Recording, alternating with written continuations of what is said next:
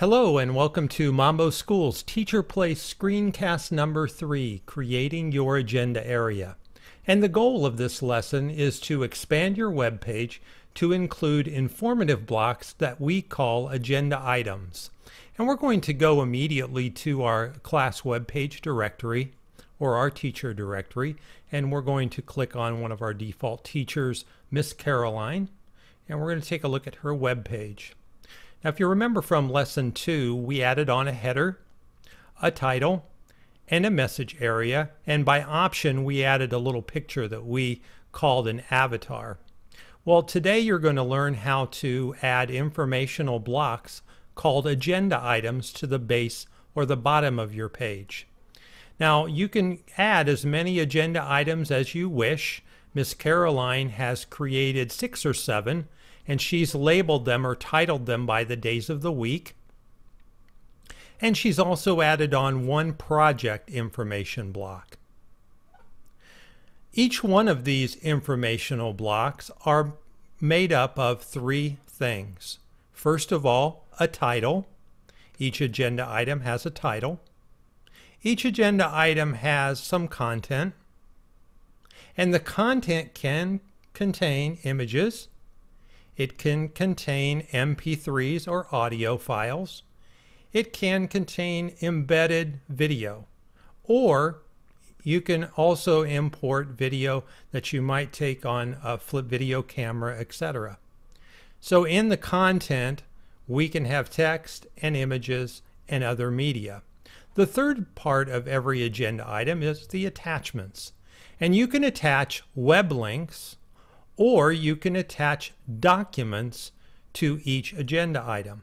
And for example, the document may be a PDF that you received maybe from your textbook DVD that you want to use to support the text in your agenda item.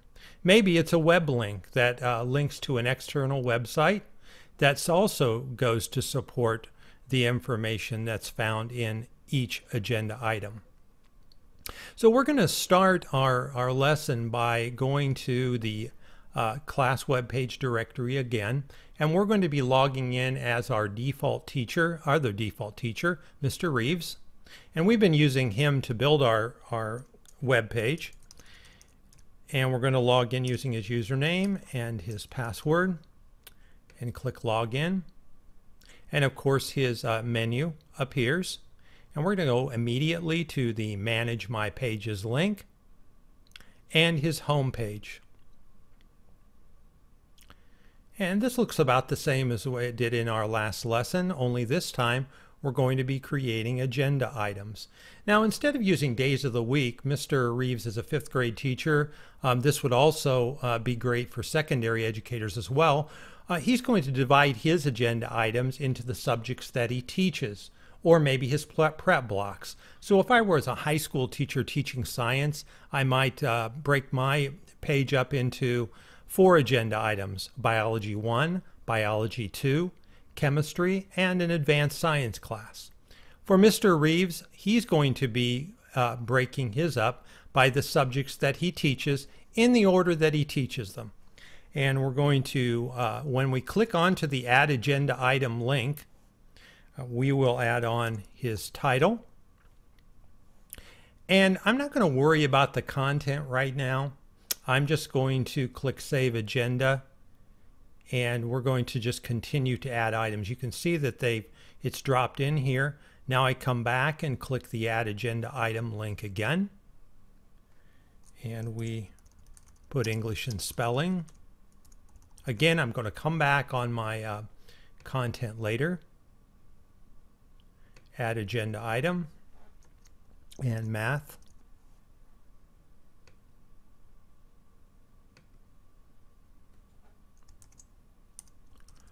Science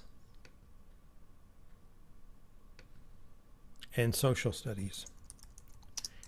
Each agenda item is going to be placed below the last one. So if we go down his page now, in just a few moments we've created 5 areas: reading, English spelling, math, science, and social studies. Now that we've created them, we can go and add some content. So I'm going to go back up to reading and click my pencil. Remember that the pencil, again, just like creating the title and the header and the message area, this allows you to edit the agenda item, and it's located to the right of the title. Of the 4 icons that are there, it's the middle one, the pencil. And I have some text that I've already done beforehand, so you wouldn't have to sit here and watch me type. So I'm going to highlight and do a Command or a Control V and paste my information in for reading. And there my agenda item has been created.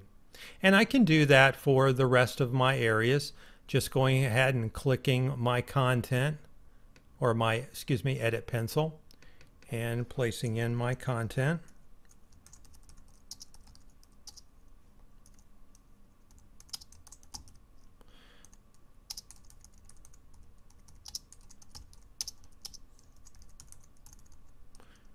I can even place my standards information in here.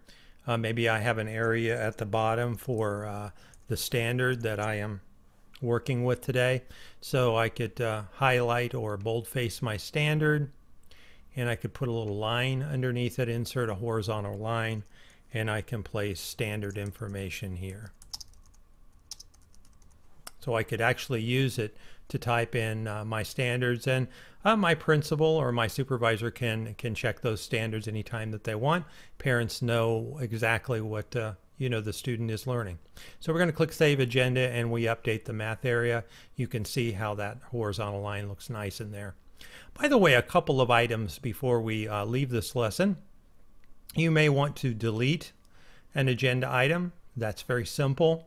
You come over to the red X that's located to the far right of the title area.